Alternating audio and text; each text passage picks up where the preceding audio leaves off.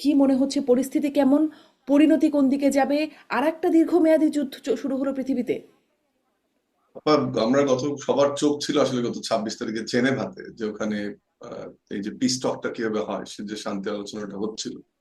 এবং সেখানে কিন্তু ইরান বারবারই বলেছে যে তারা তাদের যে নিউক্লিয়ার কালেকশন, এটা 800-র নিচে রাখবে তারা। এবং একই সাথে এই নিউক্লিয়ার যে তাদের এবিলিটি শুধুমাত্র এনার্জি সহ পিসফুল যেসব জায়গায় জাতীয় কল্যাণে, রাষ্ট্রীয় কল্যাণে ব্যবহার করা সম্ভব সেটাই করবে।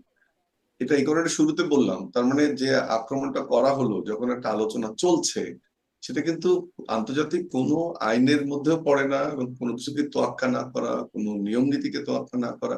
বরং আমি উল্টো করে বলি, যখন ইরান সুর নরম করেছে এবং যখন ডোনাল্ড ট্রাম্প তার সমস্ত শক্তি সঞ্চয় করেছে ওই মধ্যপ্রাচ্যে, যে যুদ্ধে যাবে, তো ইরান যে একটা শান্তিপূর্ণ পদক্ষেপের দিকে যাওয়ার জন্য তাদের যে উইল ফোর্স, এবং they are ready to accept any deal, আন্তর্জাতিকভাবে সেটাই ভাবা হচ্ছিল। কিন্তু এই মধ্যপ্রাচ্যে ইসরায়েল এবং যুক্তরাষ্ট্রের যে দীর্ঘমেয়াদী আহ যে কুক্ষিগত করা রাষ্ট্রীয় ব্যবস্থা থেকে শুরু করে, বা আমরা যেটাকে বলি যে ছায়া ব্যবস্থা, সেটাকে কুক্ষিগত করা, সেটার কাছে আমরা দেখলাম যে ইরানের উইল ফোর্সটা পরাজিত হলো। এবং যে শক্তিটি সারা পৃথিবীতে কোনো নিয়ম নীতি তোয়াক্কা না করে আক্রমণ করে যাচ্ছে, আগ্রাসন চালিয়ে যাচ্ছে, তারই একটি বিজয় হলো। এবং এটি কোনো বিচ্ছিন্ন ঘটনা নয়। এবং আপনি যেটা বললেন যে অবশ্যই ঠিক, খুব ভেনিজুয়েলার ঘটনার পরে আসলে খুব স্পেসিফিক বলা খুব দুষ্কর যে আজকেই পতন হবে কিনা, বাট এটা বোধহয় বলা সমীচীন যে একটা দীর্ঘমেয়াদী যুদ্ধের সূচনা হলো। এবং আরেকটা জিনিস খেয়াল করেন যে আজকে ইরানে, এটা একটা ডিফারেন্ট পার্সপেক্টিভ বাট আলোচনার অবকাশ রাখে, যে আজকে মধ্যপ্রাচ্যের যেসব জায়গায় আমেরিকারা ঘাঁটি গেড়েছিল বা তাদের বিভিন্ন সামরিক স্থাপনা রয়েছে, সেসব দেশ কিন্তু মুসলিম দেশ। এবং যেটা হয়েছে যে সৌদি আরব এবং ইরান, এই দুই ব্লকে যে বিভক্তি মধ্যপ্রাচ্যে, আজকে তার সবচেয়ে বড় মূল্য কিন্তু দিতে হচ্ছে এই যে মুসলিম রাষ্ট্রগুলোতে। এবং in terms of the outbreak, একসঙ্গে এত দেশে হওয়া, কিন্তু এটা গালফ ওয়ারের পরে এত বড় ঘটনা, মধ্যপ্রাচ্যের ইতিহাসেও সবচেয়ে বড় ঘটনা, যে অনেকগুলো দেশ একসাথে প্রকম্পিত হচ্ছে। এখানে যেমন আমি একদিকে একেবারে নিয়মহীনতার বিষয়টা দেখি ইসরায়েল এবং এই যে যুক্তরাষ্ট্র সামরিক জোটের, একই সাথে আমি মুসলিম বিশ্বের দেশগুলো মধ্যপ্রাচ্যে যারা আছে, তারা যে সুযোগটা করে দিয়েছে সেটাকেও আমি দোষারোপ করতে চাই।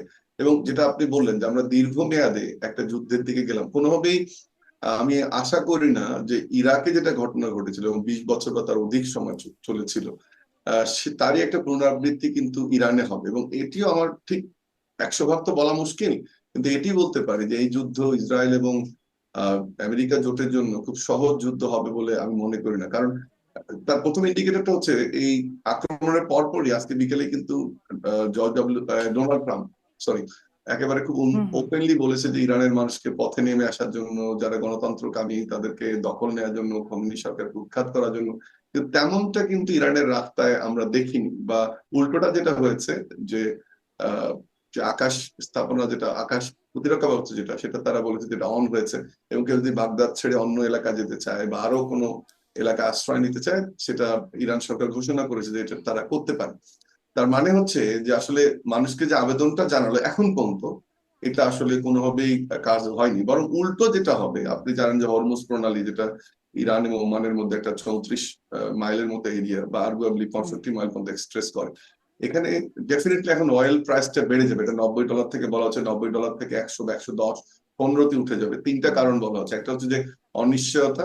আপনি জানেন যে এই ধরনের সিচুয়েশনে ট্রেড কমে যাবে। আমি অয়েল ট্রেডের কথা বলছি, প্রায় এটা বোধহয় প্রতিদিন 2 লক্ষ ব্যারেল, 2 কোটি ব্যারেল এলএনজি এবং ক্রুড অয়েল মিলে এই ট্রানজিশনটা হয়, বা এই ট্রানজিট দিয়ে যায় হরমুজ প্রণালী থেকে। 2 নম্বর হচ্ছে যে জাহাজের কস্ট বেড়ে যাবে, সেটাও ইন্টারন্যাশনাল হুম। ইফেক্ট করবে।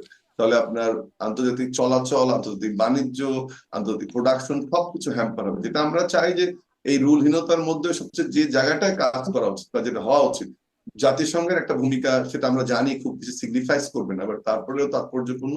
সাথে হচ্ছে সারা পৃথিবীর মানুষকে আসলে সোচ্চার হওয়া দরকার সব জায়গা এই থেকে, যে আসলে ভয়ের সোচ্চার, সারা পরিস্থিতি। পৃথিবীর মানুষ জাতিসংঘের সোচ্চার হওয়া, এগুলো আমরা অনেক দিন ধরে বলি শুনি, কিন্তু আগের যুদ্ধগুলো যেগুলো ইতিমধ্যে চলছে এখনো, সেগুলোতেও কোনো কাজে আসে নাই। কিন্তু না, আমি একটা ছোট আপনার কাছে এটা আমি আবার একটু আসবো, আর একটু ছোট্ট করে একটু পরে এসে শুনবো যে আপনি বলছেন তেলের দাম বাড়বে, এটি একটা আন্তর্জাতিক প্রভাব। আর একটা হচ্ছে বাংলাদেশের উপরে এটা নিশ্চয়ই প্রভাব হ্যাঁ, ওইটাতে সারা আমি বিশ্বজুড়ে যাচ্ছিলাম পড়ে। যে ওটা একটু ইম্প্যাক্টটা আসি, আমি আগে ডাক্তার আব্দুল তুষারের কাছ থেকেও একটু এই বিষয়টা শুনি যে আপনার কাছে কি মনে হয় পরিস্থিতি কোন দিকে যাচ্ছে, পরিণতি কোন কি হবে। যেটা বলছিলাম, যুদ্ধ অনেকগুলোই চলছে, নতুন একটা দীর্ঘমেয়াদী যুদ্ধ কিনা। এখানে যে যুদ্ধটি শুরু করা হয়েছে, এই যুদ্ধটি কিন্তু শুরু করার ব্যাপারে বহুদিন থেকে হুমকি দেওয়া হচ্ছিল। আপনার নিশ্চয়ই মনে আছে যে গত বছর হয়েছে। জি। গত বছর একটুখানি শুরু করা হয়েছিল ব্যাপারটি। ইসরায়েল এবং ইরান এক এক দেশ আরেক দেশকে একাধিকবার হুমকি এবং প্রত্যুত্তরে পাল্টা হুমকি দিয়েছে। কিছু মিসাইল ছোড়াছড়ি হয়েছিল এবং এরপরে ইরানের সরকার পতনের একটি ব্যর্থ আহ, সময় গিয়েছে এবং এই পতনের পেছনে পরাশক্তির ইন্ধন ছিল, এটা ইরান বলেছিল। তাহলে এই যুদ্ধ করার ভেতর দিয়ে অনেকগুলি পারপাস সার্ভ করা হচ্ছে বলে মনে করা হচ্ছে। একটি হচ্ছে এপস্টেইন ফাইলস নিয়ে যে সারা পৃথিবীতে নাড়াচাড়া এই যুদ্ধের কারণে এপস্টেইন ফাইলস এর আলোচনাটা নিচে পড়ে যাবে এবং এপস্টেইন ফাইলস এর মধ্যে আছেন এরকম বহু ব্যক্তি এখন যুদ্ধের মধ্যে হিরো হিসেবে আবির্ভাব হবেন। কেউ দেখবেন টাকা দিয়ে সাহায্য করছে, কেউ দেখবেন আত্মমানবতার সেবায় ঝাঁপিয়ে পড়েছে, কেউ দেখবেন বড় বড় বিবৃতি দিচ্ছে, কেউ দেখবেন শান্তি আলোচনা শুরু করে আরেকটা শান্তিতে নোবেল পাওয়ার চেষ্টা করছে। এগুলি শুরু হবে। এটা হচ্ছে একটা ক্রাইসিস অ্যান্ড শক থিওরি। যখনই কোনো ক্রাইসিস, যখনই কোনো এই ধরনের গন্ডগোল ঘটে, পুঁজিবাদী ব্যবস্থার মধ্যে একটি ইনবিল্ড সিস্টেম আছে যেখানে কনসেন্ট ম্যানুফ্যাকচার করার জন্য তারা এই ক্রাইসিসকে অ্যাডভান্টেজে টার্ন করানোর চেষ্টা করে। এবং এই যুদ্ধের আরেকটি বড় বিষয় হচ্ছে এই যুদ্ধের মধ্যে দিয়ে তেলের দাম বাড়বে, কিন্তু তার আগে আপনি খেয়াল করে দেখেন ভেনেজুয়েলার বিরাট তেল সম্পদের উপরে একটি পরাশক্তি তার দখল স্থাপন করেছে। ফলে তেলের দাম বাড়লে পয়সা বেশি পাবে কে? পয়সা বেশি পাবে যে তেল বেচে সে। ফলে তার তেল সে কোথায় বেচে বা কে কেনে, এটা চিন্তা করতে হবে। হুম। তারপর হচ্ছে যে কথাটি বলা হলো, এখানে যেহেতু পরাশক্তি ইনভলভ হয়েছে, মনে রাখতে হবে যে অন্যান্য পরাশক্তি এখানে চুপ করে বসে থাকবে না। কারণ পৃথিবীতে আধিপত্য বিস্তারকারী একটি পরাশক্তি যদি চেষ্টা শুরু করে আধিপত্য বিস্তার করার জন্য, সেক্ষেত্রে অন্য পরাশক্তির সেই যুদ্ধে জড়িয়ে পড়ার সম্ভাবনা রয়েছে। হয়তো কেউ অস্ত্র সাহায্য দিয়ে জড়িয়ে পড়বে, কেউ সরাসরি যুদ্ধে জড়িয়ে পড়বে এবং আশেপাশের দেশগুলি যেহেতু যুদ্ধে আক্রান্ত হচ্ছে, তারাও এই যুদ্ধে জড়িয়ে পড়তে পারে। অনেক মনার্ক শাসিত বা রাজা শাসিত রাজ্যে তারা যেটা করবেন, নিজেদের রাজ্য টিকিয়ে রাখার জন্য জনগণকে বুঝ দেওয়ার জন্য হলে যুদ্ধে জড়িয়ে পড়বেন। অনেকে যুদ্ধে জড়িয়ে পড়ে বলবেন যে দেখো, এই যুদ্ধে বিজয়ী না হওয়া পর্যন্ত আমাদের রাজ্যে গণতন্ত্রের প্রয়োজন নাই বা তোমাদের আন্দোলন করার দরকার নাই, অথবা আমি দেশ যতই খারাপ চালাচ্ছিলাম না কেন, এই যুদ্ধে তো বিজয়ী হওয়ার জন্য আমাকে দরকার আছে। এরকম নানান ভাবে বিভিন্ন মানুষ যুদ্ধে স্বার্থ নিয়ে জড়িয়ে পড়বে। যুদ্ধ মানেই হচ্ছে একদল লোকের স্বার্থান্বেষী লোকের স্বার্থ সিদ্ধি করার জায়গা। রিফিউজি ক্রাইসিস তৈরি হবে। UN high commissioner for refugees দেখবেন এইখানে যেমন রোহিঙ্গাদের জন্য যাতায়াত করে, এরকম যাতায়াত শুরু করে দিবে। মানবতার ব্যাপারীরা ওইখানে যাতায়াত শুরু করবে এবং বড় বড় 5 স্টার হোটেলে থেকে তারা মানবতা উদ্ধার করবে। তারা বড় বড় এয়ারলাইন্সে করে যাতায়াত করে তারা এই মানবতা উদ্ধারের প্রক্রিয়ার ভেতর দিয়ে নতুন ভাবে তাদের চাকরিকে রিনিউ করবে। এবং কিছু কিছু সংগঠন যারা রিডান্ডেন্ট হয়ে যাচ্ছিল, এই ধরনের সংগঠনগুলি দেখবেন যে ঝাঁপিয়ে পড়বে। যুদ্ধ আসলে একটি বৃহৎ ব্যবসার ক্ষেত্র তৈরি করে। পুঁজিবাদী ব্যবসা, মানে পুঁজিবাদী বিশ্বে এখন যেহেতু ক্যাপিটালিজমের জয় জয়কার, ক্যাপিটালিজমে দীর্ঘমেয়াদী গ্রোথ ক্যাপিটালিজমকে ক্ষতিগ্রস্ত করে। ফলে ধ্বংসের পরে আবার গড়ে তোলার প্রক্রিয়া না করলে পরে এই কোথাও না কোথাও গিয়ে গ্রোথ স্ট্যাগনেন্ট হয়ে যায়। ফলে প্রতি 80 বা 100 বছর পর পর একটা বড় যুদ্ধের প্রয়োজনীয়তা উপলব্ধি করছে এই এই বিশ্ব। এবং এখন তো এই ৮০ বিশ্ব ১০০ বছর আসলে, হচ্ছে না, মানে এর অল্প সময়ের মধ্যে অনেকগুলো যুদ্ধ, ধরেন ইউক্রেন রাশিয়া না যুদ্ধ আপনি শুধু যদি ১ বড় বছর যুদ্ধের ছিল, কথা এই চিন্তা করেন গাজায় যুদ্ধ, তাহলে গত ছোট্ট 300 একটা। বছরে প্রতি 80 জি। বছরে একটা করে যুদ্ধে ইউরোপ এবং এরা জড়িয়ে পড়েছে এবং আমেরিকাও তাই। আমেরিকা তার অভ্যুদয়ের পরে প্রতিটি 80 বছর পর পর একটি করে যুদ্ধে জড়িয়ে পড়েছে, যেটা বড় যুদ্ধ। এবং এইটাকে একটা 80 ইয়ার সাইকেল নামে একটা থিওরিও আছে। ফলে আমার কাছে মনে হয় যে পুঁজিবাদের অবশ্যম্ভাবী পতন ঠেকানোর জন্য এই যুদ্ধ তৈরি করা হয়েছে এবং এই যুদ্ধের মধ্যে দিয়ে যে ধ্বংসযজ্ঞ হবে, এটাকে আবার রিনোভেশন, রিস্ট্রাকচারিং, রিকুপারেটিং, নানান নাম দিয়ে, রিঅর্গানাইজিং, রিবিল্ডিং, এইসব শব্দ দিয়ে দেখবেন যে কিছুদিন পরেই বিভিন্ন স্থানের ব্যাপারীরা ঝাঁপিয়ে পড়েছে, তারা জি। তাদের ব্যবসা নিয়ে ঝাঁপিয়ে পড়বে। মানে কারো কারো ব্যক্তি স্বার্থের কারণে হাজার হাজার মানুষের প্রাণ গেলে সবসময় কারো কিছু সবসময় কিছু লোকের পৌষ মাস হয়, বেশি লোকের সর্বনাশ বেশি হয়। লোকের সর্বনাশ। একদমই। আমি ডক্টর আব্দুল্লাহ মামুন আপনার কাছে সেই আবার বলছিলাম যে বাংলাদেশের প্রভাব কেমন পড়বে, তার আগে একটু পাকিস্তান আফগানিস্তানেও কিন্তু আবার যুদ্ধ চলছে, সেটা নিয়েও একটু ছোট্ট করে আপনি আপনার কাছ থেকে শুনি, সেটাও কি মানে আমি একটু সেটারও পরিণতি কোন এইটার দিকে যাবে? একটা প্রসঙ্গ যোগ করতে চাই। আপনি জানেন যে গাজাতে আহ, জনমতের কথাটা কেন বললাম, যে এই বিশ্ব ব্যবস্থা তো আমরা চাই না, এই আগ্রাসনমূলক বা আমেরিকান আধিপত্য আমরা চাই না। আনফর্চুনেটলি যেমন তুষার ভাই উল্লেখ করলেন, আমিও বললাম যে এর আগে যখন ইসরায়েল এবং ইসরায়েল আক্রমণ করলো, আমেরিকা এবং ইসরায়েল ইরানে আক্রমণ করলো, তখন কিন্তু আমরা যে অন্যান্য পরাশক্তির যে রিয়াকশন, পার্টিকুলার রাশিয়া এবং চীন, যে মাত্রায় হুম। আমরা রিয়াকশন এবং সাপোর্ট আশা করেছিলাম সেটা কিন্তু দেখিনি। এবারে একটু ভিন্ন, রাশিয়া কুইকলি রিয়াক্ট করেছে। মোটা দাগে একটা ভালো কথা হচ্ছে স্পেনের রিয়াকশনটা, দেখা যাবে যে ইউরোপিয়ান ইউনিয়নের দেশগুলো কিভাবে রিয়াক্ট করে সেটা একটা বিষয়, কিন্তু চীন এখন ওভাবে কোনো রিয়াকশন দেখায়নি। সো অন্যান্য পরাশক্তি যুক্ত হওয়ার বিষয়টা অথবা একটু মিড টার্মে দেখি, বা শর্ট টার্মে এভরিবডি উইল বি অবজার্ভিং।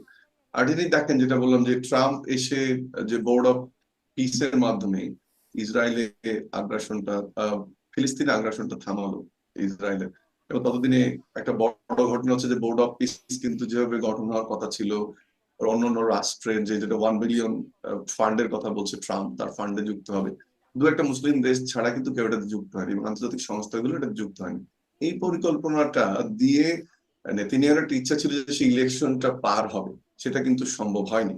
এবং তার election, this internal politics is very important. Election পার হওয়ার জন্য আর একটা কোনো কিছু ডেমনস্ট্রেট করার যে ট্রাম্প কার্ড তার সামনে এখন উপনীত হয়েছে। আপনি তো কয়েকদিন খেয়াল করেন যে আমেরিকার এখানে সাজোয়াজান, নৌবহর, শক্তি বাড়ানোর কথা আমরা শুনছিলাম, কিন্তু ইসরায়েল সহ আক্রমণ হবে। কিন্তু প্রথমে আমরা জানতাম যে ইসরায়েল আক্রমণ করেছে, পরে যুক্তরাষ্ট্র বলল এটা জয়েন্টলি অ্যাটাক হচ্ছে।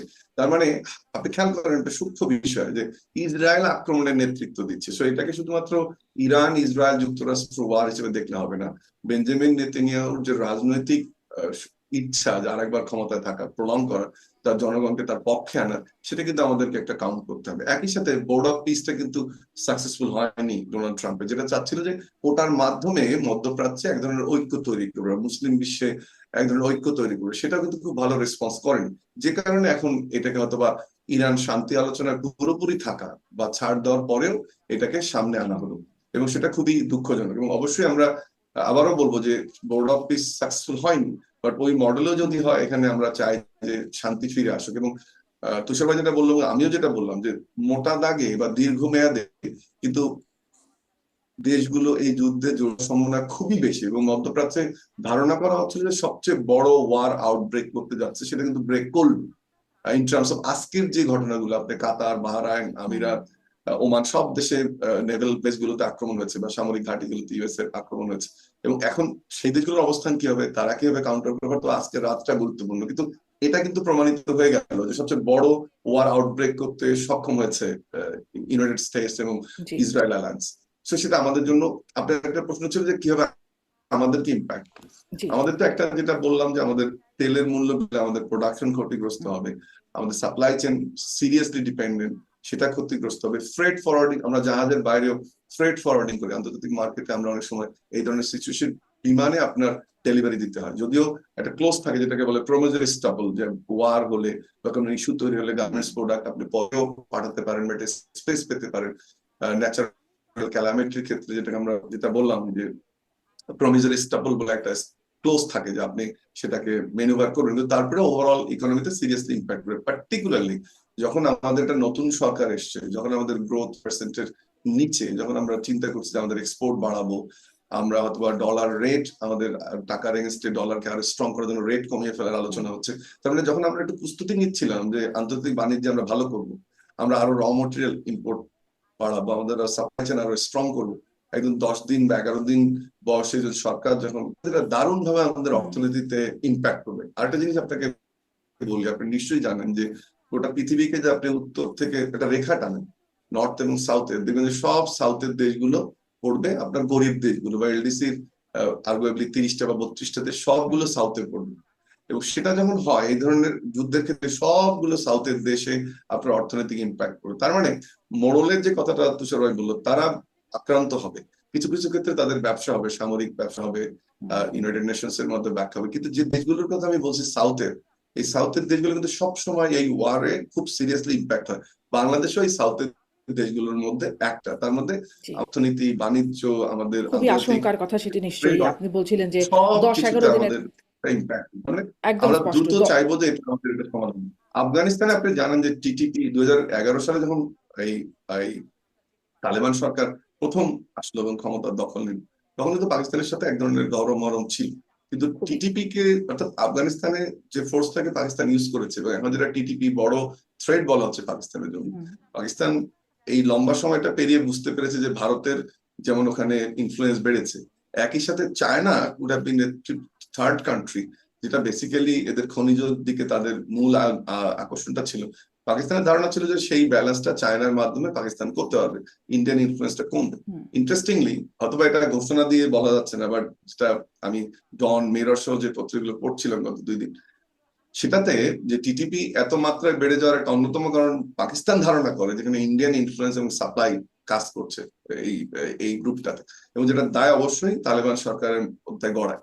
অসুবিধার জায়গা যেটা হচ্ছে সেটা হচ্ছে যে এই মুহূর্তে আফগানিস্তানের যে সামরিক সক্ষমতা আর পাকিস্তানের যে সামরিক সক্ষমতা, এটা একটা অসম যুদ্ধ, অথবা কিছু মর্টার সেল ছুটছে, যুদ্ধ হচ্ছে, কিন্তু পাকিস্তান এটা বুঝে শুনে এই যুদ্ধে জড়িয়েছে যে তারা পুরোপুরি হয়তোবা আফগানিস্তানের উপরে আপার হ্যান্ড প্লে করতে পারে। সমস্যা যেটা হচ্ছে যে টিটিপি কে দমন করার বদলে পাকিস্তান পার্টিকুলারলি গত 1 বছর কিন্তু বলে এসছে যেটা নিয়ন্ত্রণ করা, এটা ইন্ডিয়ান বলয়ের বাইরে আনা, এদেরকে শেল্টার না দেওয়া, সেটা শুনেনি। বরং এটা এখন কনফার্ম যে আফগানিস্তানের অ্যাটলিস্ট 8টা অঞ্চলে এই টিটিপি আরো বেশি বিস্তৃত হয়েছে, এবং যে কারণে পাকিস্তানকে এখন প্রথম দিনই 5টা হিট করতে হলো। অসুবিধার জায়গাটা যেটা হচ্ছে, আপনার গলফে একটা যুদ্ধ হচ্ছে, এদিকে আপনার ভেনিজুয়েলা আনরেস্ট, মানে তারপরে Latin America unrest, Asia unrest, আপনি ওশেনিয়া আনরেস্ট হচ্ছে, তারপরে গোটা ওয়ার্ল্ড যখন এরকম একটা সিচুয়েশন তৈরি হবে, আমাদের মতো যারা রাষ্ট্র, শান্তিপ্রিয় রাষ্ট্র বা আমাদের স্টেবল ইকোনমিক অর্ডার দরকার হয়, তার জন্য প্রয়োজন হচ্ছে স্টেবল ওয়ার্ল্ড অর্ডার। আমরা কিন্তু দারুণ ভাবে থুকবো। আশা জি, করব যে একদম আমরা স্পষ্ট। আমি আমি বাংলাদেশের এই জায়গাটাতে বিশেষ করে আসতে চাইবো। একদম 30 সেকেন্ড বা 40 সেকেন্ডে যদি ডাক্তার আব্দুল তুষার পাকিস্তান আফগানিস্তান যুদ্ধ প্রসঙ্গেও আপনি বলেন যে এটিও কেমন পরিণতি নিতে যাচ্ছে, তারপরে আমি সুনির্দিষ্টভাবে আপনার কাছে আসলে বাংলাদেশের বিষয়গুলোতে আসবো, বাংলাদেশের অর্থনৈতিক অবস্থা, রাজনৈতিক সিদ্ধান্ত। জি, ডাক্তার তুষার। পাকিস্তানে তো আসলে গণতন্ত্র নাই, পাকিস্তানে কি আছে সেটা আমরা জানি। আমরা দেখেছি যে পাকিস্তানে জনপ্রিয় নেতা ইমরান খানকে বন্দি করে রাখা হয়েছে প্রায় বিনা বিচারে।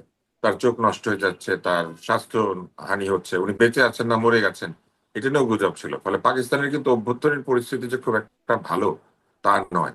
ফলে পাকিস্তানি শাসকরা একটা যুদ্ধ শুরু করেছেন যেখানে পাকিস্তানিদেরকে তারা বুঝ দিতে পারবেন যে আমরা যুদ্ধ করছি এবং আমাদের যুদ্ধের কারণে আমাদের কারো থাকতে হবে এবং এইসব গণতন্ত্র টনতন্ত্র দিয়ে চলবে না, এটা বলবেন। অন্যদিকে তারাও আফগানিস্তানে যে যুদ্ধে গেছেন, পাকিস্তান কিন্তু জানে যে এই যুদ্ধে তারা জিতবেন না।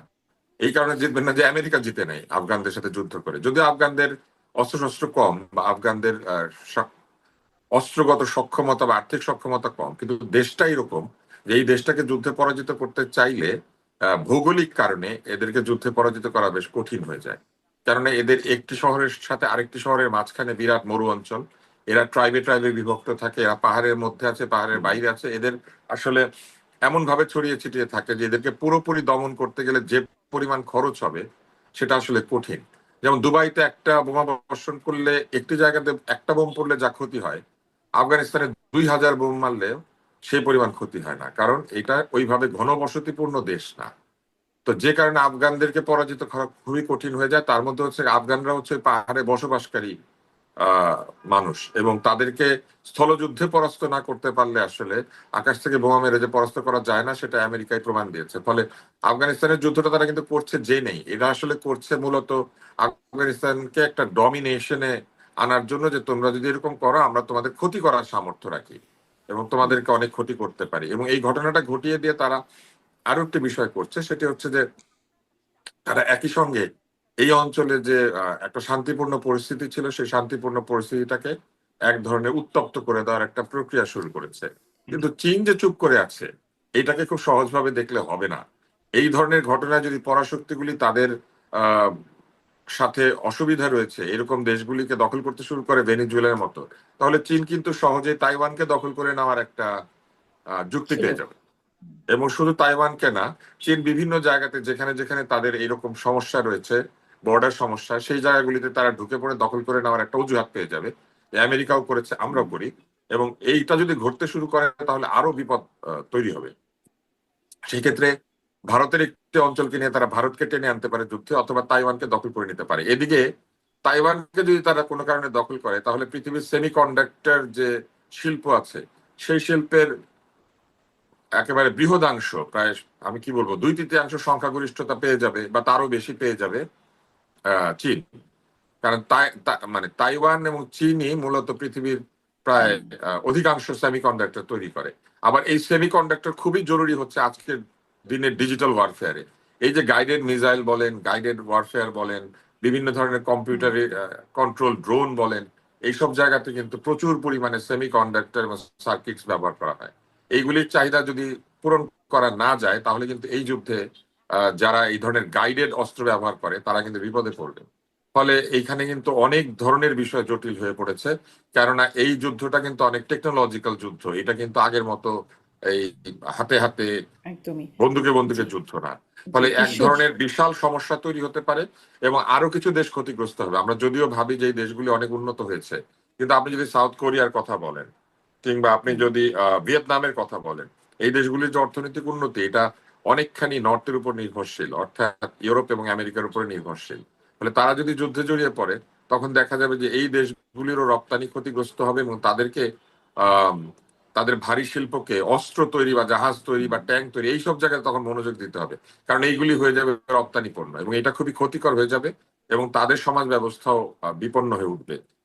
জি, পৃথিবীকে গ্লোবাল ভিলেজে পরিণত করার পরে এই ধরনের গ্লোবাল যুদ্ধ কিন্তু এই পুরো গ্লোবাল ভিলেজকেই ক্ষতিগ্রস্ত করবে। সমস্ত আন্তর্জাতিক চুক্তিগুলি নাল এন্ড ভয়েড হয়ে যেতে শুরু করবে। ওয়ার্ল্ড ট্রেড এগ্রিমেন্টকে আপনি নিশ্চয়ই লক্ষ্য করেছেন যে এটাকে এরই মধ্যে প্রায় ধ্বংসের জায়গায় নিয়ে গিয়েছে পরাশক্তি। ফলে এই চুক্তিগুলি টিকবে না। বিভিন্ন জায়গাতে উন্নত দেশগুলির সাথে যে স্বল্পোন্নত দেশগুলির সহযোগিতা চুক্তিগুলি আছে সেগুলি বাতিল হতে শুরু করবে। পৃথিবীতে দান এবং বিভিন্ন ধরনের ঋণ প্রক্রিয়া এটা কমে যেতে শুরু করবে এবং দেখা যাবে যুদ্ধ এক পর্যায়ে এই বৃহৎ শক্তিগুলিকেও ঋণ নিতে বাধ্য করবে। ফলে এই যুদ্ধ যদি দীর্ঘায়িত হয় তাহলে পৃথিবীতে আসলেই আহ বিশাল দুর্যোগ নেমে আসার সম্ভাবনা রয়েছে। দুর্ভিক্ষ জি, থেকে শুরু করে জি। পরিবেশ অনেক ধন্যবাদ দূষণ, ডক্টর পরিবেশ আব্দুল নোটির স্যার। আমরা বিপর্যয় আসলে সবকিছু হওয়ার প্রার্থনা করতে সম্ভাবনা আছে। চাই যে এরকম ভয়াবহ পরিণতির দিকে না যাক, কিন্তু আসলে আপনারা যে ব্যক্তির স্বার্থ, গোষ্ঠীর স্বার্থের কথা বলছেন, যেগুলোর কাছে আসলে এত বড় বড় মানবতার জায়গাগুলো কোনো গুরুত্বই পায় না। এখন তারা যদি, তাদের যদি সুবিবেচনা, সুনজর কিছু উদ্ভব হয়, আমরা একটু দেশের পরিস্থিতিতে জানতে চাই।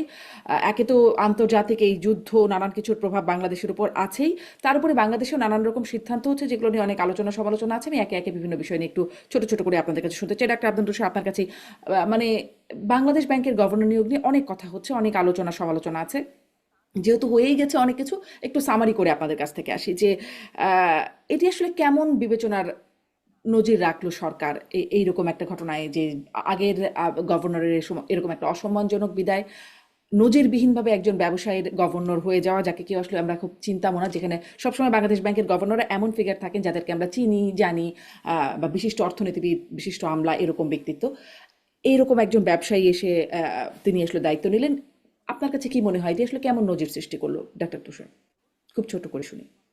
ব্যবসায়িক অর্থমন্ত্রী বানিয়ে মূলত আওয়ামী লীগ এই কালচারটা উস্কে দিয়েছিল এবং এখন ব্যবসায়ী গভর্নর হয়েছেন। মুশকিলটা ব্যবসায়ী গভর্নর হতে নয়, মুশকিলটা হচ্ছে যে ব্যবসায়ীর যে শিক্ষাগত দক্ষতা বা তার যে কাজের ব্যাকগ্রাউন্ড, এই বিষয়গুলি আসলে কতখানি গভর্নর পদের জন্য উপযুক্ত এইটা নিয়ে কথা উঠেছে। কেননা তার সিভি জনসমক্ষে প্রকাশিত হয়েছে, তার ব্যবসার যে ইতিবৃত্ত সেটাও জনসমক্ষে প্রকাশিত হয়েছে।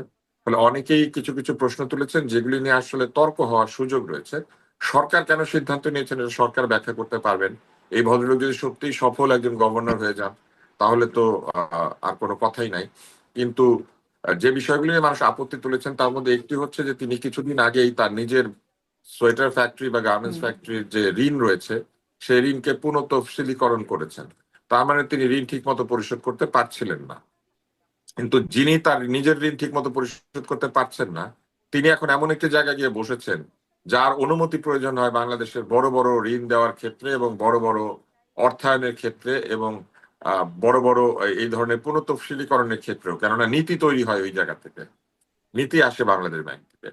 তারপরে দ্বিতীয় যেটি সেটি হচ্ছে উনি কিছুদিন আগে যেহেতু ব্যবসা করেছেন এবং হুম, বাংলাদেশের বাণিজ্যিক ব্যাংক থেকে ঋণ গ্রহণ করেছেন, সেই ব্যাংকের এমডি বা তার যেসব ব্রাঞ্চে তিনি ব্যাংকিং করেন তাদের উচ্চপদস্থ কর্মকর্তাদের সঙ্গে তার কিন্তু গভর্নরের সাথে ব্যাংকারদের যে সম্পর্ক সেরকম সম্পর্ক ছিল না। ফলে এইখানে এক ধরনের অসুবিধা তৈরি হওয়ার সম্ভাবনা রয়েছে। হঠাৎই টেবিলের এই পার থেকে একেবারে টেবিলের ওই পারে গিয়ে একদম উপরে তিনি হুম, বসে পড়ছেন, এটা নিয়েও একটি সন্দেহ অনেকে প্রকাশ করেছেন। ধরেন কিছুদিন আগেই হয়তো উনি আহ কোন বড় ব্যাংকের এমডি কে ভাই ডেকেছেন অথবা স্যার ডেকেছেন। এখন তিনি ভাইও ডাকতে পারবেন না, স্যারও ডাকতে পারবেন না, উল্টা সমস্ত ব্যাংকের এমডিরা গিয়ে তাকে স্যার ডাকবে। এখন যে ব্যাংকের এমডি কিছুদিন আগে তাকে লোন দিয়েছেন 89 কোটি টাকা পুনঃতফসিল করেছেন এই গভর্নরকে, তিনি তার সামনে দাঁড়ালে আসলে সম্পর্কটা কিরকম হবে? এইটা একটা প্রশ্ন হিসেবে দেখা দিয়েছে। আর তৃতীয় জায়গা তো অবশ্যই যে বাংলাদেশে এর চাইতে অনেক বেশি সিভি শক্তিশালী এমন অর্থনীতিবিদ আছেন, এমন ব্যাংকার আছেন, এমন অর্থ বিষয়ে গবেষণা করেছেন এরকম গবেষকরা আছেন। এদের সবাইকে বাদ দিয়ে কেন তাকে পছন্দ করা হয়েছে এটা একটা হুম ব্যাখ্যা যদি সরকার দিতেন, যদি হুম বলতেন যে এই কারণে তাকে আমরা উপযুক্ত মনে করেছি, তাহলে কিন্তু এই তর্কগুলি সব কমে যেত। কিন্তু সরকার নীরব রয়েছেন।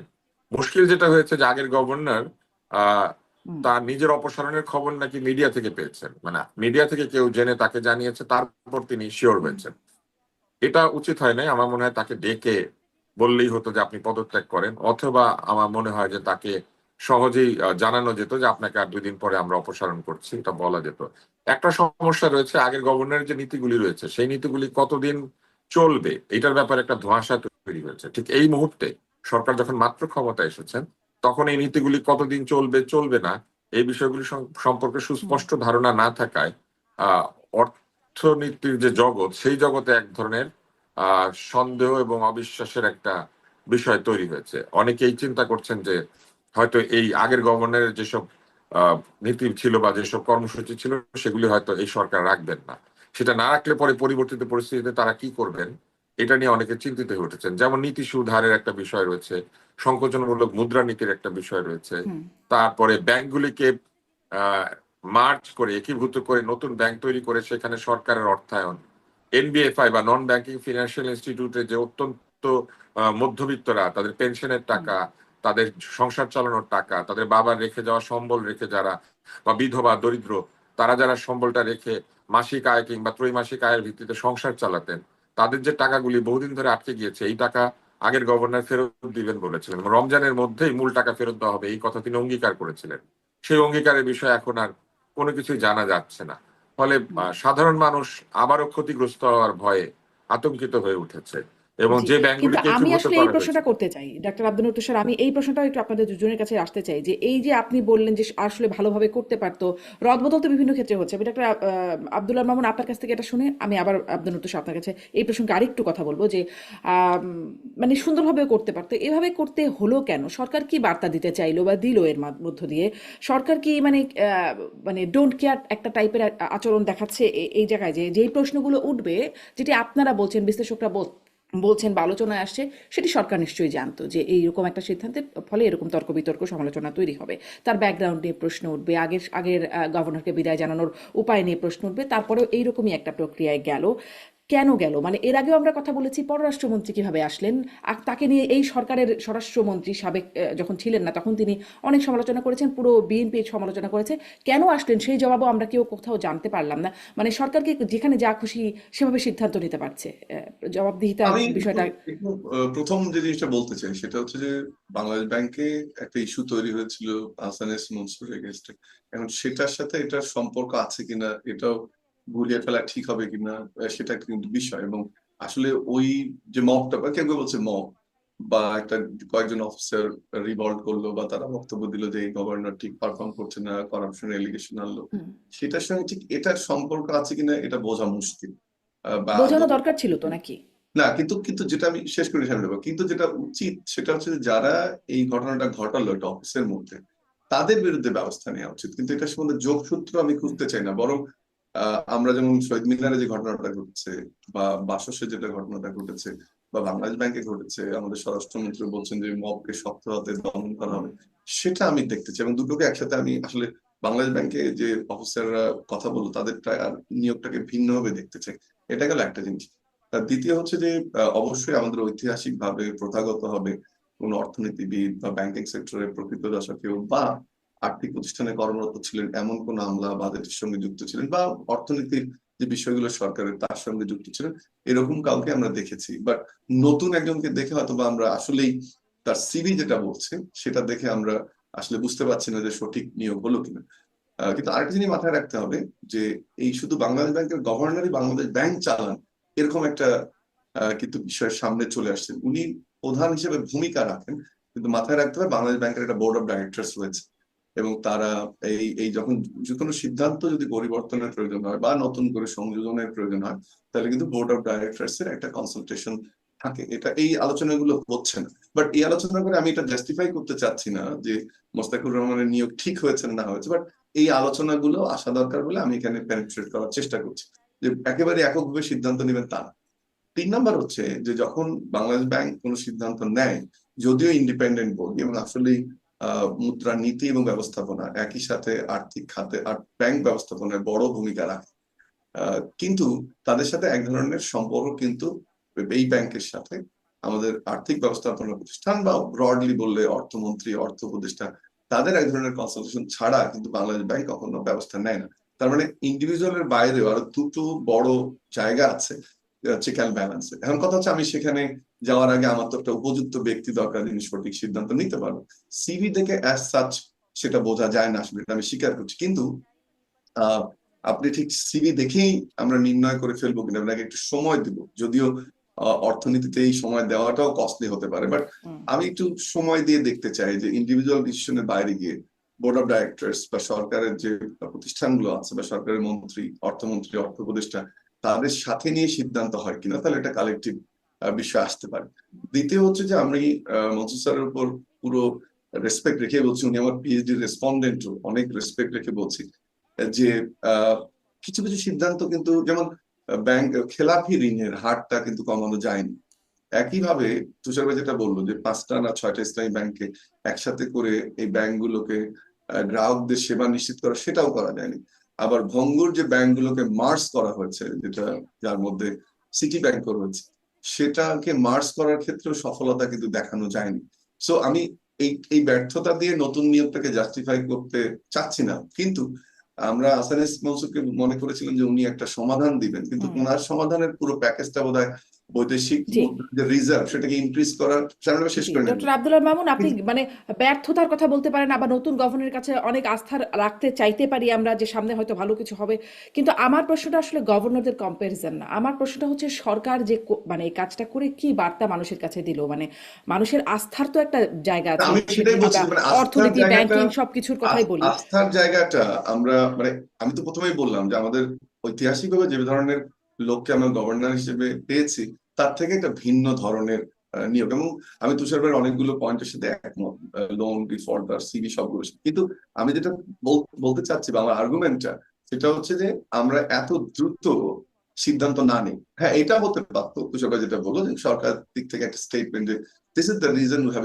অ্যাপয়েন্টেড দিস পারসন, বাট এখনই কিন্তু কনক্লুশনের দিকে যাওয়াটা ঠিক হবে না। হ্যাঁ, প্রথাগত চিন্তার থেকে অবশ্যই এই প্রশ্নগুলো আমরা তুলতে পারি, কিন্তু উনি যে সাকসেসফুল হবেন না বা গভর্নমেন্ট একটা ভঙ্গুর অর্থনীতি, সেটাই আমি বলছি যে এই গভর্নর কেমন করবেন সেটি এখনো বলার সময় আমাদের আসলে বলার আসে সময় নাই। আসেনি। হয়তো আমরা আস্থা রেখে দেখলেও আমি যে দেখতে পারি, কিন্তু প্রসেসগুলো আমার আপনাকে প্রশ্নটা বললাম, ওইখানে যে সরকার এটা কেন করলো, সরকার আসলে এখান থেকে কি কিন্তু আমি যেটা বার্তা বললাম দিচ্ছে। যে ওই প্রসেস গুলো একদম একটা ব্যক্তি কেন্দ্রিক না দেখে আপনি যদি প্রসেসে থাকেন, বোর্ড অফ ডাইরেক্টর, তারপরে এক্সিকিউটিভ কমিটি গুলো আছে, আলাদা আলাদা এক্সপার্ট কমিটির পরামর্শ নেওয়া হয়, সরকারের ইনভলভমেন্ট থাকে, আর্থিক প্রতিষ্ঠান ইনভলভমেন্ট থাকে, অর্থ উপদেষ্টা এবং অর্থমন্ত্রীর ইনভলভমেন্ট থাকে, প্রাইম মিনিস্টারের ইস্যু থাকে, সবকিছু মিলে আমরা যেটা দেখতে চাই। আমি ধরে নিলাম যে তর্কের খাতিরে যে নিয়োগটা যেমন চেয়েছি তেমন হয়নি। এখন যেটা সরকারের উচিত, বাংলাদেশ ব্যাংকের গভর্নর মোস্তাকুর রহমান সাহেব সহ এই যে পারসেপশনটাকে ভুল প্রমাণিত করে, অ্যাপয়েন্টমেন্ট হয়ে গেছে, পারসেপশনটাকে ভুল প্রমাণিত করে এবং মানুষের এই ক্রিটিসিজম গুলোকে পজিটিভলি নিয়ে বরং প্রমাণ করা যে নিয়োগটি সঠিক ছিল, বা হয়তো স্টেটমেন্ট না দিলেও নেক্সট কয়েকদিন কিন্তু ইম্পর্টেন্ট, কারণ ব্যাংক সুদের হারের যে কথাটা সেটাকে ঠিক করতে হবে, রিকভারি একটা ইম্পর্টেন্ট ইস্যু, ব্যাংকগুলো মার্জ হয়েছে তাকে অ্যাড্রেস করতে হবে, ইসলামী ব্যাংকগুলোকে ঠিক করতে হবে। সবচেয়ে বড় প্রশ্ন যেটা ব্যবসায়ীদের সামনে এখন সেটা হচ্ছে যে ডলারের এগেনস্টে আমরা কি টাকাকে এরকম ধরে রাখবো নাকি মূল্য এটা কমাবো, এই আমরা কি এই পজিশনটা ধরে রাখবো না ডলারের এগেনস্টে টাকাকে ডিভ্যালুয়েট করবো, কারণ আমাদের যদি এরকম না করি আমরা অনেক বেশি ব্যবসায়ীদের উপর চাপ পড়ে যাবে, তার উপর মরার উপর খাড়ার গায়ে এখন মিডল ইস্টে ওয়ার, সবকিছু মিলে কিন্তু খুব, আপনি দেখেন 1-2 সপ্তাহের মধ্যে বাংলাদেশ ব্যাংককে অত্যন্ত কঠিন কিছু সিদ্ধান্ত নিতে হবে, তখন আসলে জাস্টিফাই হবে যে এই যে নিয়োগটা এটা সঠিক হলো কিনা, বা এরকম একটা ক্রিটিক্যাল সিচুয়েশনে গভর্নর অ্যাক্ট করছেন কিনা, সেটার জন্য আমার মনে হয় একটু অপেক্ষা করা দরকার। জি, জি, সেটা নিশ্চয়ই। আশা করতে চাই, আস্থা রাখতে চাই ভালো হোক, কিন্তু এই প্রশ্নগুলো কিভাবে, এই প্রশ্ন তো আর সরে যাবে না যে নিয়োগের যে প্রক্রিয়া বা আগের গভর্নরকে সরানোর যে প্রক্রিয়া না, সেটি সেটি থাকবে, কিভাবে, সেটাকে ভুল প্রমাণ করতে হবে এখন ওটা ভুল সরকারকে। কি করে প্রমাণ হবে, প্রক্রিয়া কিভাবে, হয়তো নিয়োগ সাকসেসফুল হলো কিন্তু ওটা কি করে ভুল প্রমাণিত হবে যে যেটি অলরেডি হয়ে গেছে, আগের জনকে সরানো এবং পরের জনকে আনার যে প্রক্রিয়া সেটি যে কোনো প্রক্রিয়ার সেটি মধ্যে কিন্তু হলো আমি না। শারীরভাবে আপনার সাথে একমত যে ওই প্রক্রিয়াতে যে নিশ্চয়ই আমরা অংশ হয়ে থাকে সেটা চাই না, এবং আমি প্রথমেই বলেছি ওই জন্য এই পয়েন্টটাতে আগে গেলাম যে এই ধরনের মব বা এই ধরনের প্রক্রিয়ার মাধ্যমে কারো অপসারণ, সেটা বাসসে হোক বা সেটা বাংলাদেশ ব্যাংকে হোক, এটা কিন্তু আমরা দেখতে চাই না।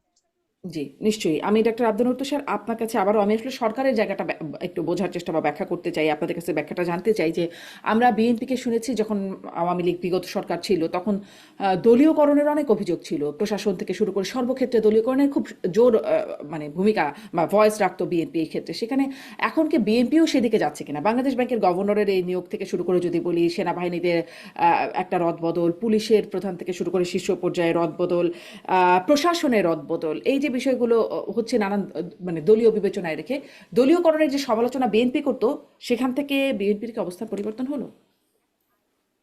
যখন দলীয় সরকার ক্ষমতা আসবে তারা দলের মেধাবীদেরকে প্রায়োরিটাইজ করবে, এটা স্বাভাবিক। তো দলে নিশ্চয়ই মেধাবী মানুষ আছে, বিএনপি তো একদম মেধাহীন দল না।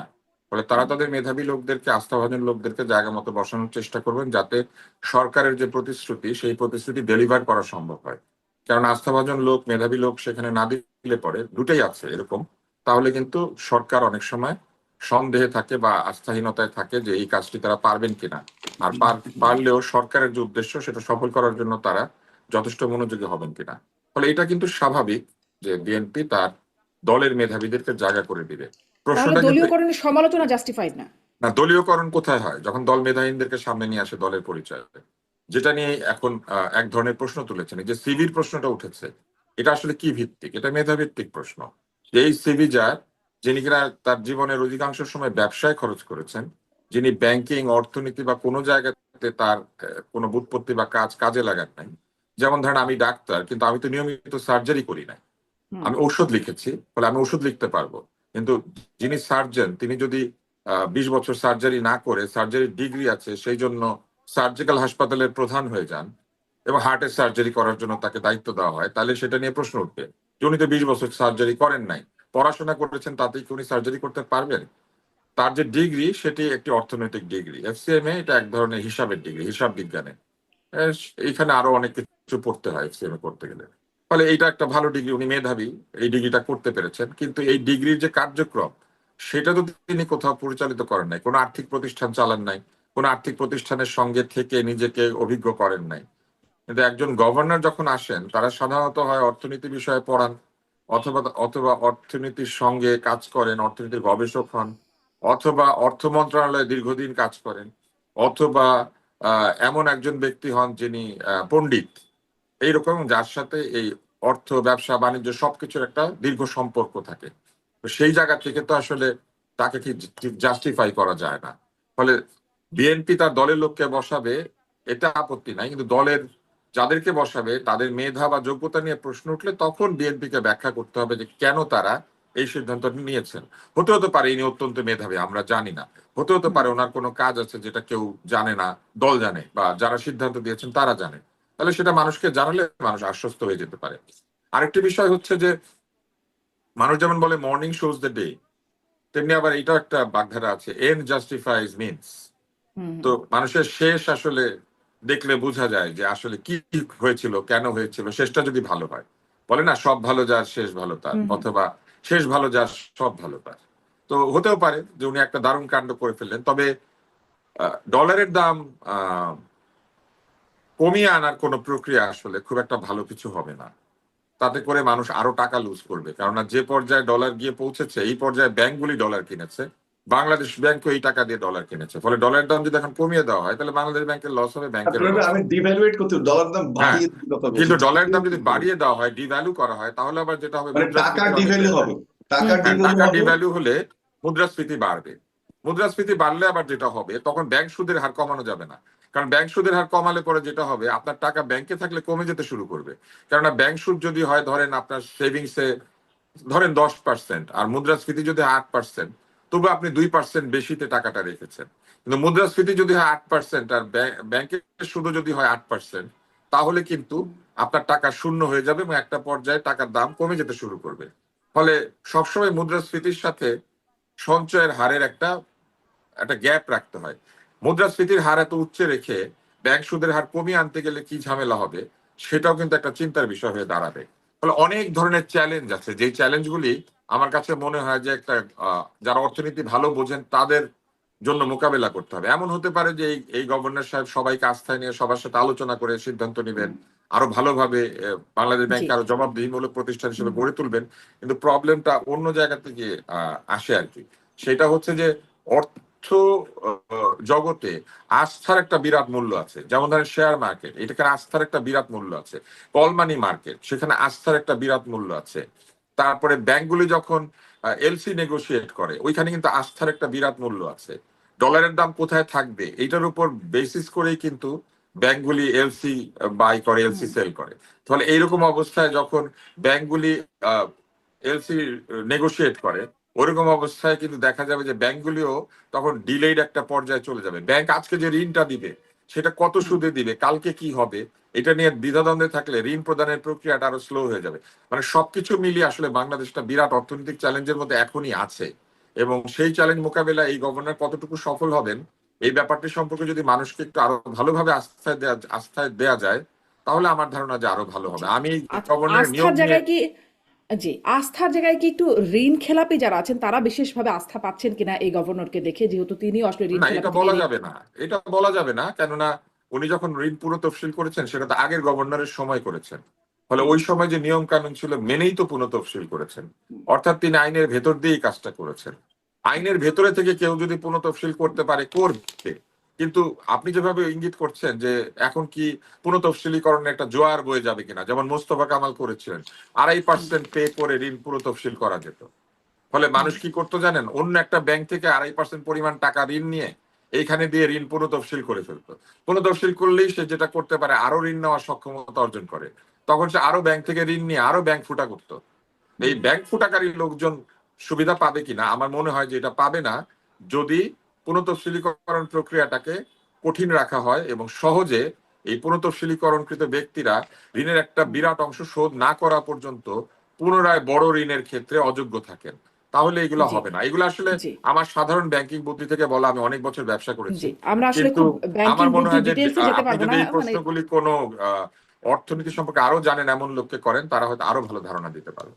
জি, আমি মানে সরকারের সিদ্ধান্ত নিয়ে কথা বলছিলাম। আরেকটু ডাক্তার আব্দুল্লাহ মামুন এখান থেকে আসি। মানে আমি শুরু করলাম যে বাংলাদেশ ব্যাংকের গভর্নরের নিয়োগ, তারপরে তার আগে পররাষ্ট্রমন্ত্রী যিনি হলেন সে বিষয়ে আমরা আসলে না জানলাম, যে মানে জানার বাইরে রয়ে গেলাম যে কেন বা কিসের ভিত্তিতে, কোন যুক্তিতে তাদেরকে করা হচ্ছে। এখন আর একটা দিকে একটু যাই। রাষ্ট্রপতি তিনি বলছেন যে যদি রাখে আমাকে, রাখলে আমি আছি, না থাকলে, না রাখলে আমি চলে যাব। মানে কোনো পূর্বাভাস আছে যে তাকে কি রাখা হবে, মানে রাখলে আছি, এরকম একটা কথা বলছেন রাষ্ট্রপতি?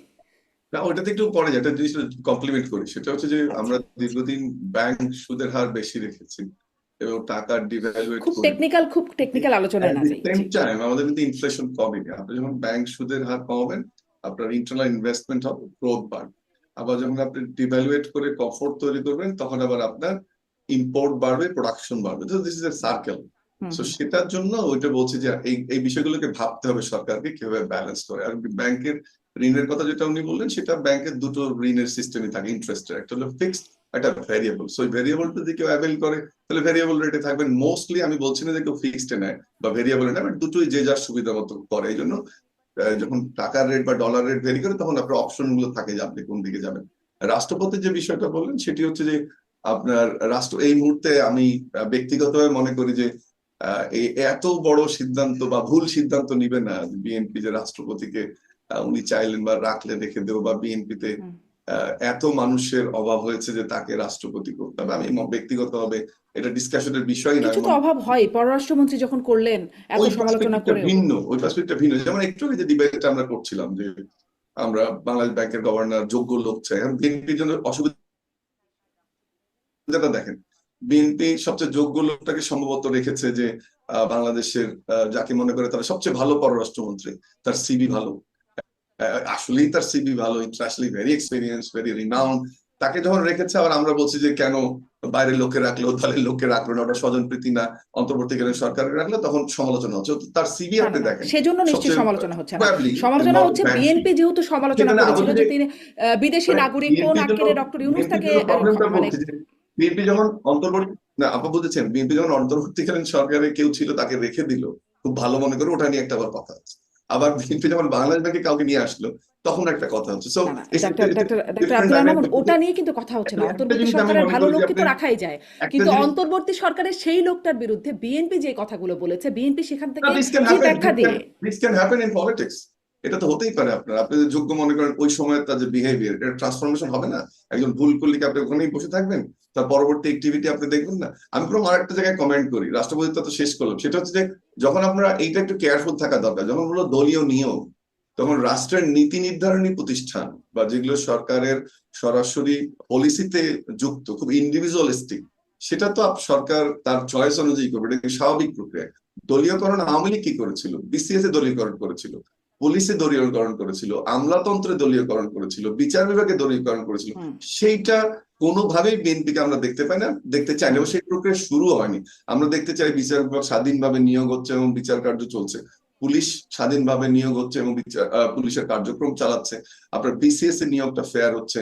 হুম সব জায়গায় ওই নিয়োগটাকে তখন আমরা আমাদের সময় বলেছি যে অত্যন্ত দলীয় নিয়োগ। কিন্তু এই ধরনের পজিশন গুলোতে এখানে নীতি এবং স্বার্থ জড়িত থাকে, সেখানে কিন্তু আপনি আপনার দলের মধ্যে বা আপনার চয়েসের বেস্ট ব্যক্তিটাকে বসাবেন, সেটাই ট্র্যাডিশন।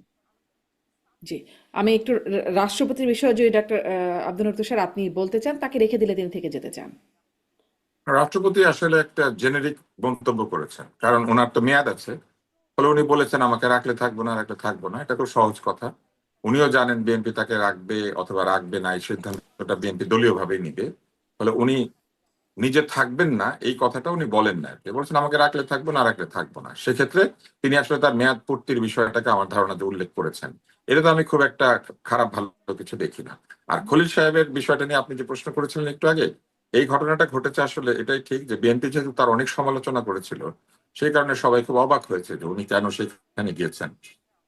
আর ওনার সিভি অনেক ভালো, কিন্তু যেহেতু এত সমালোচনা হয়েছিল, তাহলে সমালোচনাবিহীন কোনো একই ধরনের সিভিওয়ালা লোক বাংলাদেশে নাই, এটা আমাদেরকে বিশ্বাস করতে হয়েছে। তো সেটাও তাতে কোনো অসুবিধা নেই। বিএনপি যদি মনে করে তাকে দিয়ে পররাষ্ট্র আহ নীতি বা পররাষ্ট্র বিষয়ক যে উদ্দেশ্য বিএনপি সেটা সফল হবে, তাহলে হতে পারে। আহ এমনও হতে পারে যে ভারতের সঙ্গে সম্পর্ক উন্নয়ন, আহ এই যে আঞ্চলিক যে সহযোগিতা সেটা বৃদ্ধি করা, আবার একদিকে আমেরিকার সাথে নেগোশিয়েট করার জন্য কাউকে রাখা, এরকম নানান চিন্তা তাদের মাথায় থাকতে পারে। কেন করেছেন সেটা তো জানি না, তবে এই ভদ্রলোকের যোগ্যতা নিয়ে কেউ কখনো প্রশ্ন করে না। এই ভদ্রলোকের উদ্দেশ্য নিয়ে বা এই ভদ্রলোকের অভিসন্ধি নিয়ে প্রশ্ন করেছে, যে প্রশ্নটা বিএনপি করেছিল, হুম এই কথা সত্য। এবং বিএনপি প্রশ্নটা বা অভিসন্ধি নিয়ে প্রশ্ন করার কারণেই আসলে তিনি সমালোচিত হয়েছেন। ওই অভিসন্ধি নিয়ে প্রশ্ন না করলে তাকে নিয়ে কেউ আসলে তেমন কোনো প্রশ্ন করতো না। কিন্তু তিনি যদি লক্ষ্য করেন, তিনি এখানে এসে প্রথমে নিরাপত্তা উপদেষ্টা হয়েছিলেন, তার আগে হাই রিপ্রেজেন্টেটিভ হয়েছিলেন। হাই রিপ্রেজেন্টেটিভ আমরা